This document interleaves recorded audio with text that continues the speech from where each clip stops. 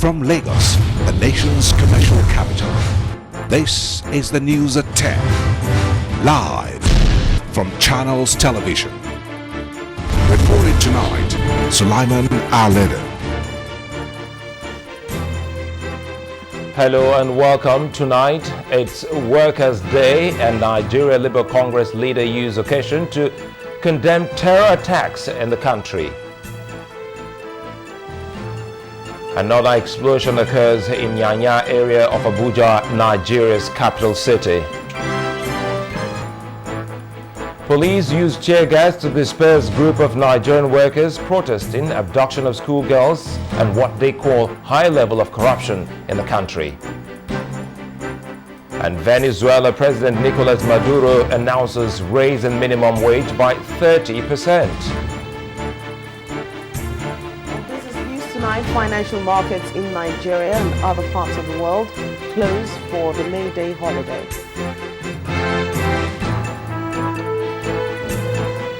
And on sports news tonight, Nigerian international Vincent Enyama gets nominated for the Best Goalkeeper Award in the French League.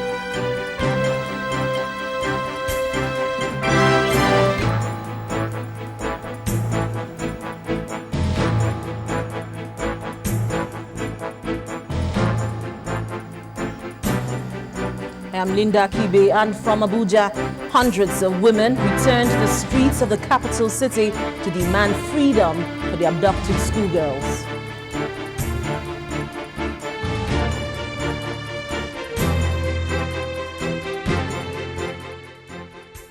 Well, it's May Day, a special day for workers across the world. Well, it's been celebrations, speeches and rallies, and it would have been a perfect day, especially in the country, but for the news that just broke about a bomb blast in Nyanya at the Federal Capital Territory. Well, we'll go over to Abuja now, where my colleague Paul Wanchuk is standing by to give us an update on this before we continue with our May Day rallies across the world. Paul, tell us what exactly is happening in Nyanya. We understand it's the same spot or the same area where the first bomb blast occurred some weeks ago.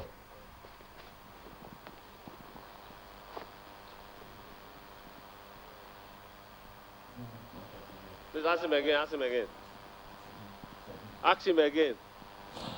Paul, if you can hear me, could you tell us what exactly is the situation like in Nyanya around the Federal Capital Territory?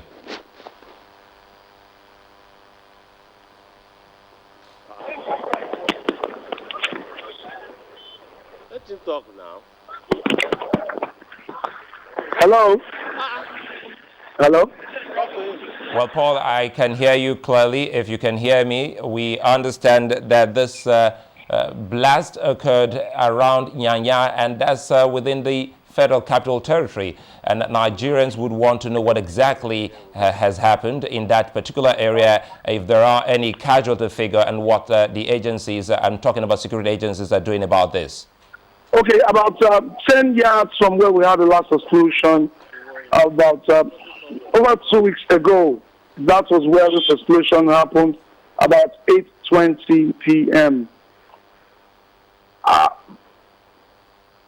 From eyewitnesses here on ground, we understand that 3 vehicles were damaged in the process. The explosion actually came from a white Golf that was parked on the way, and 3 men were, according to eyewitnesses, ran out of the vehicle, and the explosion went off. The 3 people ran into the crowd. Nobody could trace them, not even the security men that had their stop and search post right close to the spot. Now, there is no figure of casualties yet. There is no figure of casualties yet, but eyewitnesses, one of the eyewitnesses who spoke to said he counted at least 5 bodies. We have not been able to speak to any official from any of the security operatives, but this eyewitness who spoke to us said 5 people died as a result of the explosion. And the 5 people were actually in their car when the explosion took off. Well, we'd like to thank you so very much, Paul Wanchuka, our correspondent in the Federal Capital Territory, giving us an update of the unfortunate incident again that has just occurred in Nyanya. Recall it happened 2 weeks ago, and we understand there seemed to be another car bomb planted somewhere within the precinct of that particular area. Well, we hope to bring you updates as we have them on this particular situation. As he said, casualty figures have not been ascertained, but eyewitnesses spoke to counted about 5 bodies. Well, we had to interrupt that because we were talking about the May Day celebrations, irrespective of what has happened. Well, it was pomp and pageantry in most parts of the country. Nigerian workers gathered at the Eagle Square today to mark the Labor Day. Well, aside from the issues of welfare raised by the workers, they also condemned the terrorist attacks in the northern part of the country. President Goodluck Jonathan gave the assurance that the nation would triumph over terror. Our correspondent Chukuma Onekusi reports. It took them time to gather, but they gathered anyway. Nigerian workers at the Eagle Square for this year's Workers' Day rally with the theme Building Enduring Peace and Unity. Also joining them in the same attire is the President, Dr. Goodluck Jonathan. His presence was greeted with more of such solidarity songs. The march passed as he acknowledges cheers from the podium.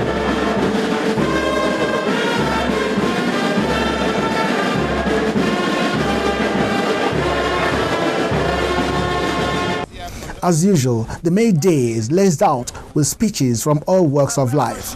While some come as solidarity, many others are goodwill messages. Comrades all, it is on record that Mr. President has attended your May Day celebrations right from 2010 up to 2014, either personally or by sending the Vice President to attend. Mr. President will also attend your May Rally 2015 and subsequently.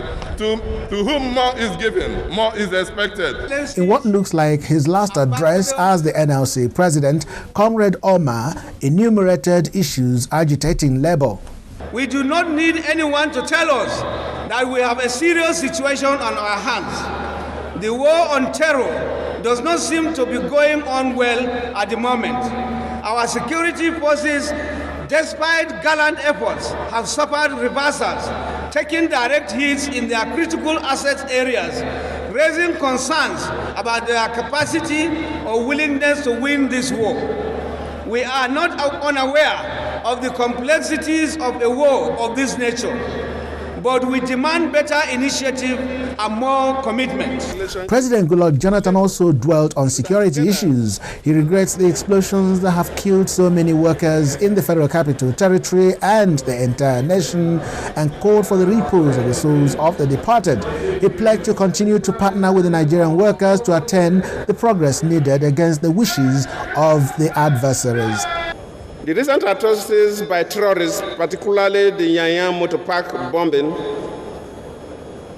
of mainly working-class citizens, as well as the cruel abduction of some innocent girls, are future mothers and leaders in a very, very horrific and despicable situation in Borno State is quite regrettable. The government is constantly reviewing and upgrading mechanisms to curb these mindless acts, and together with the cooperation of the citizenry, we shall triumph over all this evil that will want to debase our humanity or obstruct our progress as a nation. Those who want to rewrite our history negatively will not be allowed to do that. Those who want to redefine our country to be seen as a country of chaos will never succeed. We will continue to work hard to ensure the security of our people. We must find our missing girls.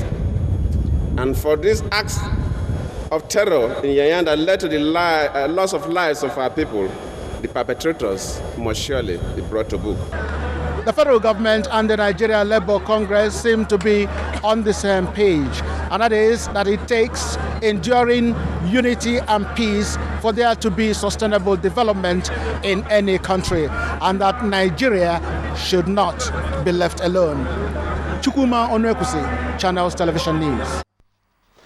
In the meantime, there was a mild drama in Lagos between the police and a group of workers protesting against people they alleged have stolen from the populace. The protesters, who had planned to take off on their march from CMS to Onikon Stadium, were dispersed by a large number of policemen who shot tear gas at them. Our correspondent Kevi Obetin was told by the police that the protesters did not obtain a permit before embarking on the protest. Meanwhile, yesterday, the Inspector General of Police, Mr. Mohammed Abubakar, had warned all workers to engage in peaceful rallies and avoid using the Workers' Day celebration to disrupt the peace. They gathered as early as 7 a.m. and their intention is to mobilize their members from this rallying point for a march to the governor's office. But just as they were about to take off, a group of policemen accosted them, demanding to know who gave them permit.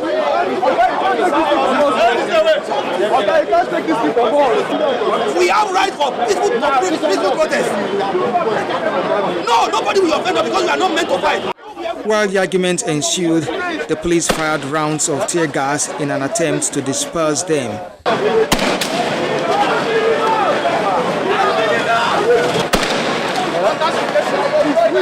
But that did not deter them. They remained resolute as more groups joined in the demonstration.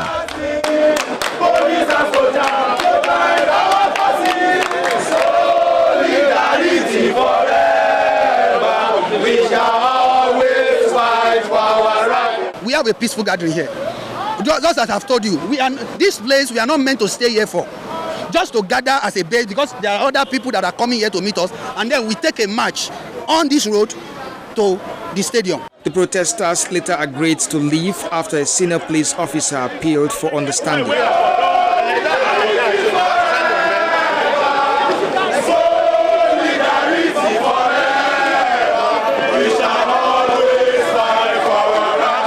From CMS, they marched through the major road amidst armed policemen causing heavy traffic jam.